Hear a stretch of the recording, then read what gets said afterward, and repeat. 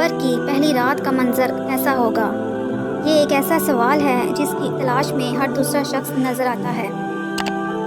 آج ہم اس سوال کا جواب آپ کے لیے اسلامی نقطۂ نظر سے لے کر حاضر ہوئے ہیں۔ اس کے علاوہ آپ کو یہ بھی بتائیں گے کہ قبر انسان کو کیسے پکارتی ہے، کیا یہ پکار انسان کو سنائی دیتی ہے؟ حضرت ابو سعید خدری رضی اللہ تعالیٰ عنہ سے روایت ہے کہ سرور کائنات صلی اللہ علیہ وآلہ وسلم نے فرمایا، لوگوں، لذتوں کو ختم کرنے والی موت کو حسرت سے یاد کیا کرو۔ قبر ہر دن اپنے مردوں سے مخاطب کرتے ہوئے اعلان کرتی ہے، میں غربت اور تنہائی کا گھر ہوں، مٹی اور کیڑوں کا گھر ہوں۔ جب مومن کو دفن کیا جاتا ہے تو قبر اسے مرحبا کہتے ہوئے خوشخبری سناتی ہے کہ میری پشت پر چلنے والوں میں تو بڑا محبوب تھا، آج میں تیری ہو گئی اور تو میری طرف آ گیا، اب میرے احسان کو دیکھ لے گا۔ یہ کہہ کر قبر تحت نگاہ کشادہ ہو جاتی ہے۔ جنت کا دروازہ اس کے لیے کھول دیا جاتا ہے، جہاں سے اس کو جنت کی تازہ ہوا آتی ہے۔ حضرت ابو ہریرہ رضی اللہ تعالیٰ عنہ کا بیان ہے کہ رسول اللہ صلی اللہ علیہ وآلہ وسلم ایک جنازے میں شریک ہوئے، پھر فرمایا، میں بھی آپ صلی اللہ علیہ وآلہ وسلم کے ہمراہ تھا۔ آپ صلی اللہ علیہ وآلہ وسلم ایک قبر کے پاس بیٹھ گئے اور فرمایا، یہ قبر ہر دن بآواز بلند کہتی ہے، اے آدم کی اولاد، تو کیوں مجھے بھول گیا؟ کیا تجھے یہ معلوم نہیں کہ میں تنہائی کا گھر، غربت کا گھر، وحشت کا گھر، کیڑے مکوڑوں کا گھر ہوں؟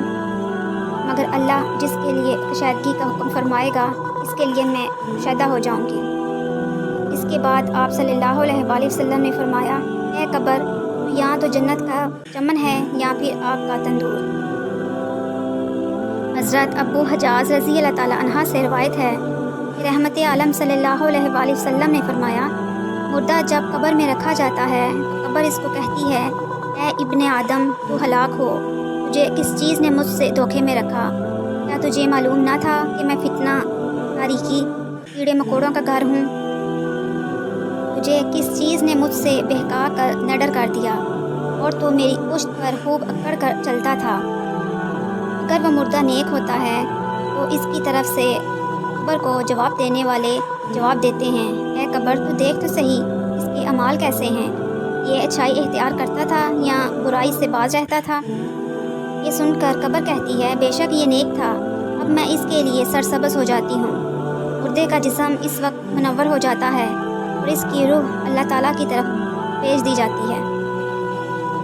حضرت عبداللہ بن عبید رضی اللہ تعالیٰ عنہ سے روایت ہے کہ رسول اللہ صلی اللہ علیہ وآلہ وسلم نے فرمایا، مردہ قبر میں بیٹھتا ہے اور ان لوگوں کے پیروں کی آواز بھی سنتا ہے جو اس کے جنازے کے ساتھ قبر تک گئے ہوتے ہیں۔